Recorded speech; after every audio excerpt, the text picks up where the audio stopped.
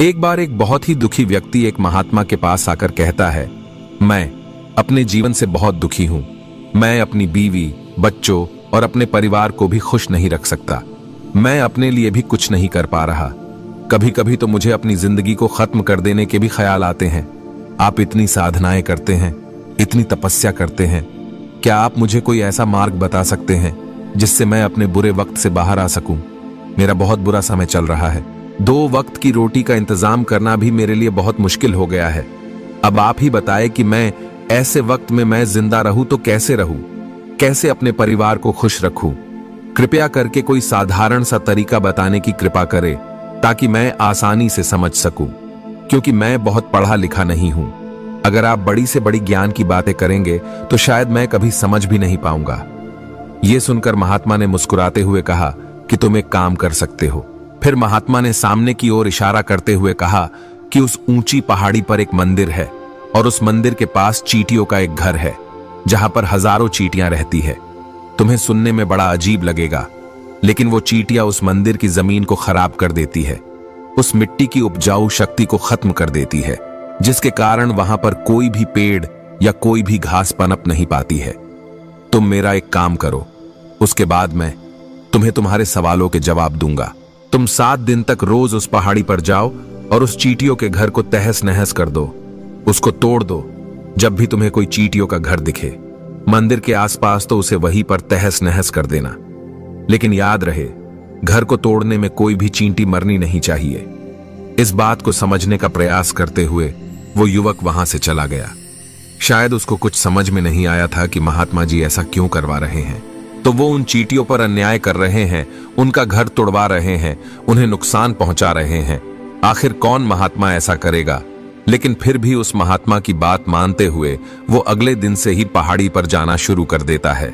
जब वो पहले दिन पहाड़ी पर पहुंचता है तो देखता है कि बहुत सारी चींटियां अपना खाना जुटाने में लगी हुई है। सारी चींटियां कतार से चल रही है और अनाज के छोटे छोटे कण उठाकर अपने घर में जमा करती जा रही है। ये देखकर पहले तो उस युवक का मन कमजोर पड़ गया।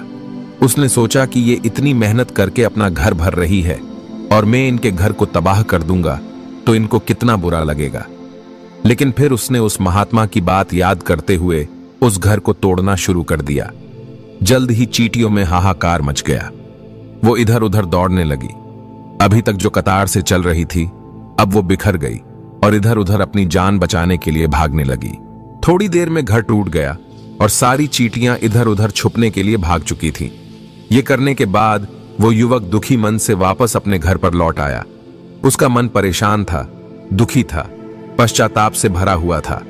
फिर उसने अपने बिस्तर पर रात में लेटे लेटे ही सोचा कि अब तो उन चींटियों का घर तबाह हो चुका है, अब वहां वापस जाने का क्या फायदा होगा, क्योंकि चींटियों का घर तहस नहस करने के लिए महात्मा जी ने कहा था, जो मैं कर चुका हूं। लेकिन फिर कुछ सोचकर अगले दिन उसने फिर से जाने का निश्चय किया और अगले दिन सुबह सुबह उठकर वो वापस उसी पहाड़ी पर पहुंच जाता है। पहाड़ी पर पहुंचकर वो उसी जगह पर पहुंचता है जहां पिछले सुबह उसने उस घर को तहस नहस कर दिया था। लेकिन वो ये देखकर चौंक जाता है कि उन चींटियों ने फिर से अपना घर उसी जगह पर बना लिया था और अब वो फिर से अपने घर के लिए सामान इकट्ठा करने में जुटी हुई थी। उस आदमी को देखकर लगा कि ये चींटियां कितनी मूर्ख है। इनको पता है कि कल ही इनका घर इसी जगह पर तबाह किया गया था और उसी जगह पर उन्होंने अपना नया घर भी बना लिया। और ये सोचकर वो आदमी हंसने लगा। लेकिन फिर से महात्मा की बात याद करते हुए उसने उन चींटियों का घर फिर से तबाह करना शुरू कर दिया। फिर से उन चींटियों में हलचल मच गई और थोड़ी देर में वो चींटियां इधर उधर अपनी जान बचाने के लिए भागने लगी। कुछ ही देर में उनका घर फिर से नष्ट हो गया और वो युवक थोड़ा संतोष के भाव से कि इस बार तो मैं अच्छी तरह से उस घर को तबाह कर दिया है, अब तो वो चींटियां यहां पर अपना घर बना ही नहीं पाएंगी। इसीलिए जाने से पहले उसने उस घर पर ठंडा पानी भी डाल दिया ताकि चींटियां वहां पर अपना घर न बना सके। और इस तरह अपना कर्म पूरा करके वो युवक फिर से अपने घर लौट आया। आज रात में सोते वक्त फिर से वो युवक यही सोच रहा था कि क्या महात्मा ये सही काम करवा रहे हैं? क्या किसी का घर तबाह करना किसी सिद्ध पुरुष को शोभा देता है? क्या हो अगर वो महात्मा सिद्ध पुरुष हो ही ना, क्या होगा अगर वो मुझे बेवकूफ बना रहे हो? लेकिन फिर उसने निश्चय किया कि मैं अपने काम को पहले पूरा कर लेता हूं। उसके बाद ही पता चलेगा कि महात्मा मुझे से ऐसा क्यों करवा रहे थे, और यही सोचकर वो रात में सो जाता है। अगले दिन सुबह उठकर वो फिर से उसी पहाड़ी की ओर निकल जाता है। पहाड़ी पर पहुंचकर वो उसी जगह पर पहुंचता है जहां पर उसने उनके घर को तबाह कर दिया था, और वो ये देखकर खुश हो जाता है कि वहां पर कोई भी घर नहीं था। सारी चींटियां वहां से भाग चुकी थी। अब उसने सोचा कि अब मेरा रोज रोज आने का क्या फायदा होगा, क्योंकि चींटियां तो अपना घर बदल चुकी है, और महात्मा जी ने मुझे 7 दिन आने के बाद कहा था, लेकिन आज तो तीसरा ही दिन है। अब बाकी 4 दिन वापस आने का क्या फायदा होगा। और यही सोचकर उसने निश्चय किया कि यहां से वो सीधा उसी महात्मा के पास जाएगा और उनको ये सारी खबर बता देगा। जब वो वापस मुड़कर उस पहाड़ी से उस महात्मा की कुटिया की तरफ जाने लगा, तभी अचानक उसकी नजर एक और घर पर पड़ी जो कि चींटियों का ही बनाया हुआ था। मतलब कि वो घर चींटियों ने ही बनाया था, और अब वो चींटियां नए घर में वास कर चुकी थी। ये नया घर उनके पुराने घर से थोड़ी ही दूरी पर था, और जब उसी युवक की नजर उस घर पर पड़ी तो उसने सोचा कि शायद महात्मा को पता था कि ये चींटियां अपना घर यहां से बदलकर किसी दूसरी जगह पर बना लेगी, इसीलिए उन्होंने मुझे 7 दिन आने के बाद कहा था। और ये विचार करके वो उनका नया घर भी तोड़ने के लिए पहुंच जाता है। जब वो वहां पहुंचा तो चींटियां उसी तरह अपने कार्य में लगी हुई थी। वो अपने लिए खाना इकट्ठा कर रही थी और अपने घर में जमा कर रही थी। जब पुराना घर टूटा था, वहां भी अनाज के कण बचे हुए थे, और चींटियां वहां से भी अनाज इकट्ठा कर करके वापस अपने नए घर में ला रही थी। अब यहां पर फिर से युवक का मन थोड़ा कमजोर पड़ गया, क्योंकि वो खुद भी कमजोर था, खुद भी वक्त का मारा हुआ था। इसीलिए उसके मन में उन चींटियों के प्रति दया का भाव उमड़ रहा था। उनके ऊपर उसे दया आ रही थी। वो चाहता था कि उनकी मदद करे, लेकिन वो उल्टा उनको नुकसान पहुंचा रहा था। लेकिन उस महात्मा की बात को याद करते हुए उसने फिर से उस घर को तोड़ने का निश्चय किया, और उसने इस बार बड़ी ही सावधानी के साथ बिना किसी चींटी को कोई नुकसान पहुंचाए वो घर तबाह करना शुरू कर दिया। वक्त थोड़ा ज्यादा लगा, क्योंकि किसी भी चींटी को नुकसान न पहुंचने की शर्त महात्मा ने पहले ही रखी थी। इसीलिए उसको बड़ी सावधानी के साथ उन घरों को तबाह कर रहा था। लेकिन आखिरकार उसने उस घर को भी तबाह कर दिया, और उस घर को तबाह करने के बाद वो बड़े ही दुखी मन से, इस बार वो पहले से भी ज्यादा दुखी था, क्योंकि उसने उनका नया घर भी तोड़ दिया था। वो उन चींटियों को बसने ही नहीं दे रहा था, और वो अब अपने आप को शैतान या दानव समझने लगा था। लेकिन फिर भी उस महात्मा की बात को मानते हुए वो अपने घर पर दुखी मन से वापस आ गया। रात में सोने से पहले एक बार उसने फिर से सोचा कि मैं कितना बड़ा शैतान हूं, कितना बड़ा दानव हूं। पुराना घर तो छोड़ो, मैं उन चींटियों को कहीं भी बसने के लिए कोई जगह ही नहीं दे रहा हूं। वो चींटियां मेरे बारे में क्या सोचती होगी? वो कितना बड़ा दानव होगा उस परमात्मा को जो मेरे द्वारा ये काम करवा रहा है। लेकिन फिर भी उसने अगले दिन जाने का निश्चय किया, और अगले दिन सुबह सुबह वो फिर से वहां पर पहुंच गया। वो ये देखकर फिर से आश्चर्यचकित रह जाता है कि इस बार चींटियों ने एक और नई जगह पर अपना घर बना लिया था। वो तो पहले से भी ज्यादा ऊर्जा के साथ काम कर रही थी, और उन्होंने एक रात में पहले से भी बड़ा घर बना लिया था, और अब वो फिर से अपना अनाज और खाना इकट्ठा करने में जुटी हुई थी। ये देखकर उस आदमी को लगा कि ये चींटियां किस मिट्टी की बनी हुई है। मैं उनको बार बार यहां से भगाने की कोशिश कर रहा हूं, और ये वहीं पर अपना घर बना लेती है। क्या इनको पता नहीं है कि मैं यहां पर कभी भी बसने नहीं दूंगा? ये चींटी है, दिखने में इतनी छोटी है, लेकिन फिर भी ये मुझसे हार नहीं मान रही है। बड़ी ताज्जुब की बात है। और इस बार उसने गुस्से में उस घर को तहस नहस करना शुरू कर दिया। लेकिन इस बार तहस नहस करते हुए कुछ चींटियां वहीं पर मर गई, उसके पैरों तले कुचल दी गई। कुचलने के बाद जब वो अपने अहंकार से बाहर आया तो उसने देखा कि गुस्से में उसने उन चींटियों को कितना क्षति पहुंचा दी है। उसका मन पश्चाताप से भर गया, और वो रोता हुआ अपने घर की तरफ बढ़ गया। रात में सोते वक्त उसने सोचा कि मैं उन चींटियों पर बहुत ज्यादा अत्याचार कर रहा हूं, अब इससे ज्यादा अत्याचार मैं नहीं कर पाऊंगा। और यही सोचकर वो अगले दिन उन चींटियों के लिए अपने घर से थोड़ा आटा लेकर उसी पहाड़ी पर पहुंच जाता है। आज उसके मन में उन चींटियों के प्रति श्रद्धा का भाव था, दया का भाव था। आज वो उनकी मदद करना चाहता था, और जब वो वहां पर पहुंचा तो चींटियां फिर से अपने नए घर को बनाने में जुटी हुई थी। उसने बड़े ही करुणा के साथ उन चींटियों को अपना लाया हुआ आटा खिलाया। अगले 7 दिनों तक वो ऐसा ही करता रहा। वो रोज सुबह जाता, उन चींटियों को अपने हाथों से आटा खिलाता।